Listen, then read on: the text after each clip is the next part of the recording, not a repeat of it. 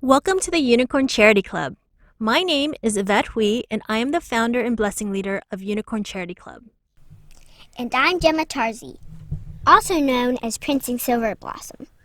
I'm the junior blessing leader of UCC. Today, we are participating in the creation meeting for our charity project, Prep for Success. We'll begin by reviewing what we learned in our exploration meeting before exploring what else we need to prep for success. And then we'll brainstorm on how we can help the mission of our charity partner, Women Helping Women, Empowering Employment Success. First, we will start every Unicorn Charity Club with our Unicorn Oath. And our UCC oath is very simple to do. Just stand up tall and straight, then take your right hand, make a fist, and place it over your heart. And be sure to include your unicorn name and do your unicorn salute at the end of the oath by moving your fist from your heart to your forehead like a unicorn's horn when we say together. Then salute when we say as one. Ready? Let's say our unicorn oath together. I, Prancing Silver Blossom, hereby promise to believe in myself. I will serve my community with strength and purpose. I will work with my peers to achieve our goals, and we will be examples to others, together as one. Before we begin, I want to share an amazing opportunity for all of our unicorns out there. UCC has a blog that lets the entire world know what we unicorns do best. We work together to make a positive difference in the world, no matter how big or small. You can help by volunteering and writing for our blog as a contributing reporter. Yes, you can volunteer to be a contributing reporter by writing fun articles to share with all of our friends, family, and community. Prancing Silver Blossom, what kind of articles will we work on? For our red horns, they'll write word searches based on our charity project words. Our orange horns will write Mad Lib-style articles introducing people to our charity partners, like Women Helping Women, Empowering Employment Success. That's right. Our yellow horns will write about the charity project goals and report on the total project impacts achieved. And last but not least, green horns will either write about why our charity projects are so important or do some investigative reporting by finding people to share their personal stories on how they have been affected by or can benefit from our charity work. Prancing Silver Blossom, what's the best part of writing for our UCC blog? The best part is seeing my work published on the internet for the whole world to see. Absolutely. Not only will you get a real author byline credit for your published work, but you will also love seeing your work published for the entire world to see and learn from. If that's not making a big impact, I don't know what else is. So unicorns, please be sure to sign up to be on our reporting team. Before we begin, please note that this lesson is designed to be interactive. There will be different points during the show when we'll ask you and your unicorn some questions to think about and brainstorm on. I really love our brainstorm sessions because I get to speak up. And remember, don't worry about being right or wrong. All that matters is that you say something real and thoughtful, no matter how silly or impossible you think your idea may be. Just sharing what you think is part of our creative learning process. So be sure to pause the show when we prompt you for discussion. And once you're ready to move on, just press play to resume our lesson together. Got it? Great. Let's get started. We're going to begin by recapping what we discovered during our exploration meeting together. For this charity project, we've partnered with Women Helping Women, Empowering Employment Success. This is a local organization that provides the unemployed and underemployed the skills and resources needed to get and keep a good job in Orange County, California.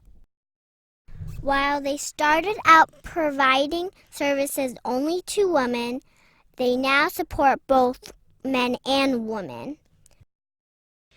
Now is a good time to pause the presentation and ask your unicorn to present what we've accomplished so far. To start, ask her to describe the project. Next, ask her to highlight our big project goals and the skills and edges we'll earn by the end of the project. Once she's finished, just press play to resume our lesson together. Are you finished? Fantastic! So, Prancing Silver Blossom, can you tell us which project goals we've already accomplished together as a blessing? We've already learned about why WHW's mission and work matters. We've also discovered why having a good paying job is important, especially in helping to support our family's everyday living. The last goal we've accomplished is exploring how to prepare and get a good job. Yes, we've already accomplished so much already. Now let's discuss our progress in developing our core value skill, Ohana. Remember, at UCC, one of our core values is believing that not only do we work and win together, but we also stand with others as one. Now's a good time to pause the presentation and ask your unicorn, when should we use our Ohana skills? What situations can we look out for in helping someone out? And once you're done discussing, press play to resume.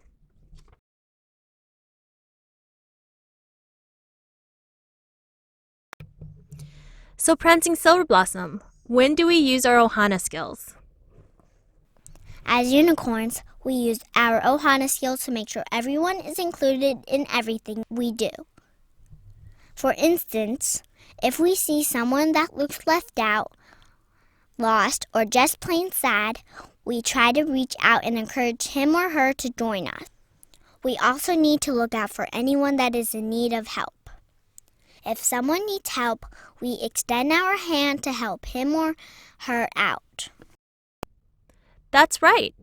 Now let's pause again to ask your unicorn to share any recent stories she has where she has used her Ohana skills to help someone out, or she has received Ohana help from someone else. Press pause to stop and discuss.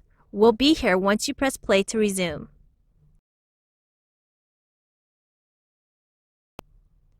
Ready? Prancing Silver Blossom, can you share your Ohana story? Once my little sister fell and scraped her knee.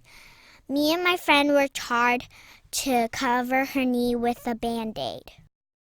During our first meeting, we learned that we need jobs to pay for our everyday basic needs. Correct! We also got the chance to talk to our families about the different ways our family earns money or income to pay for our everyday basic needs.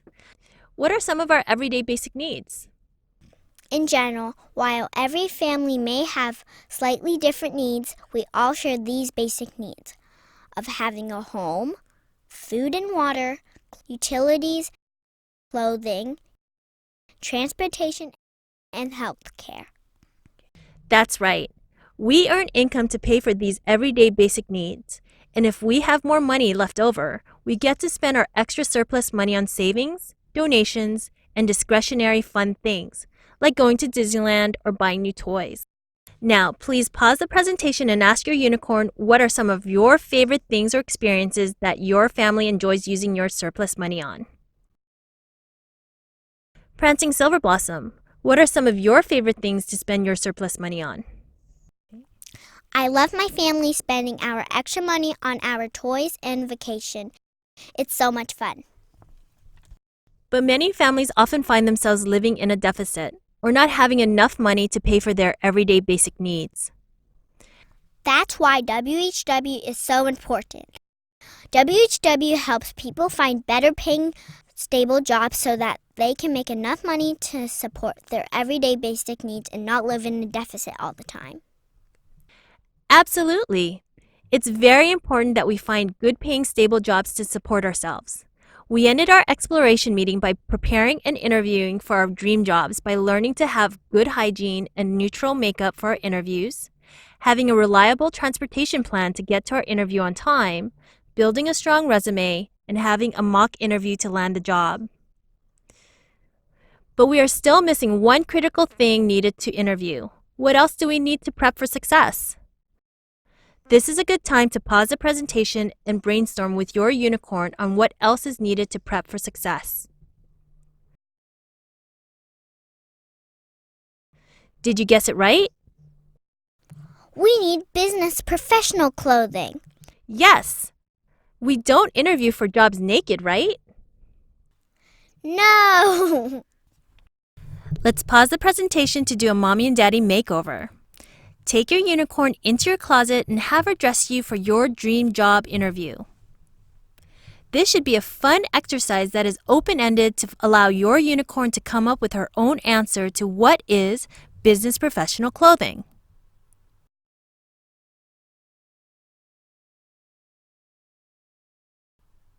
Are you back? Did you and your unicorn come up with a fabulous dress for success outfit? Let's check out our own mommy and daddy fashion show to explore our options together.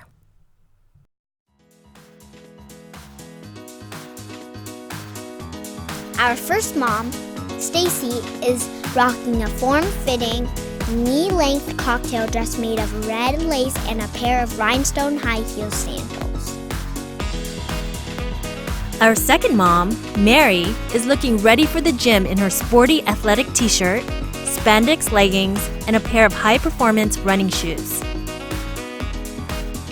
Our third mom, Lisa, is wearing a cool, urban look with a cream-colored long-sleeve shirt, ripped jeans, and a plaid flannel shirt tied casually around her waist. Our fourth mom, Abby, is cozy in her soft cotton gray pajama top and flannel pants, and pink and white rabbit socks. Our fifth is a dad. Ryan is ready for a family vacation with his button-down Hawaiian red shirt, Bermuda shorts, straw hat, sunglasses, and the signature flip-flops. And finally, we have our sixth mom, Echo. She is wearing a black pantsuit with a lightly patterned silk blouse and leather ballet flats.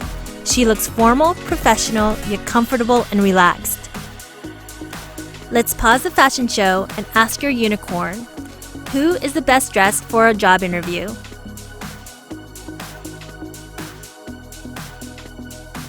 Welcome back! So who do you think was the best dressed for a job interview? Our last mom, Echo, was the best dressed for going to a job interview for most jobs. That's right. For most jobs, you generally want to follow these business professional clothing rules. We should wear suits, pants, skirts, dresses, button-down shirts, blouses, and sweater sets. Correct. And these clothes should typically be made of cotton, silk, polyester, and blends. It's usually not appropriate to wear velvet, shimmery, and glittery fabrics to a job interview. We should also make sure that our clothes are not too tight, short cut, has ripped holes, or bears too much skin. And we should only wear clothes with the solid and very simple patterns in a neutral color, like navy, black, gray, and khaki. That's right. In general, we want to dress professionally and appropriately. In some cases, if you interview for creative and less traditional jobs, like in the entertainment and fashion industries, you may decide to add a little more color and artistic expression to your makeup and clothes. Just be sure to know who your audience will be and wear what you think will say. I'm very interested in your job and I'm ready and dressed to get started. For this charity project, we are organizing a month-long business clothing drive for WHW. If you are unable to collect and donate clothing to WHW because you are located too far away, you can donate to another similar organization in your local community. Now's a great time to pause the lesson to ask your unicorn, how can we reach out to our friends, family, and communities for contributions? When you're ready to move on, press play again.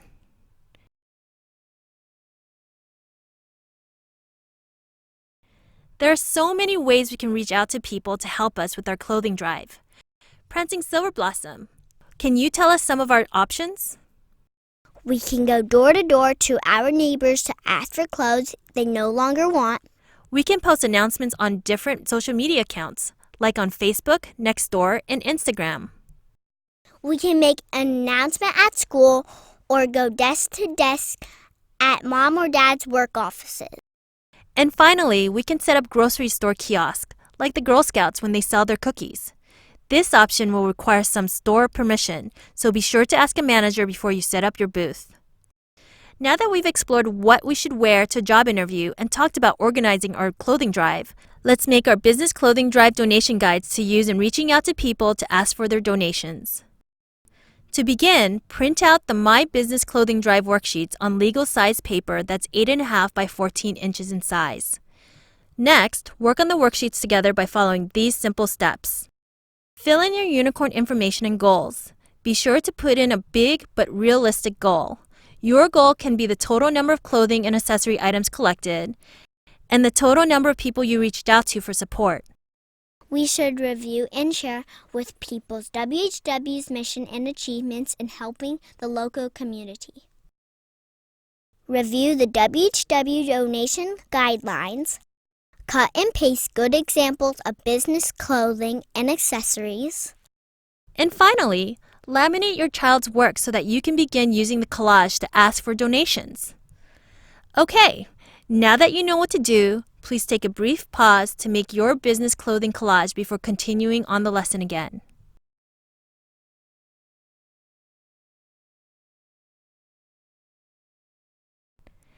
Welcome back and congratulations! You've now finished your charity project lesson exploring the concepts of prepping for success with business-appropriate clothing. Let's end our lesson by doing our UCC cheer together. Similar to our unicorn oath, stand up tall and straight, and let's begin.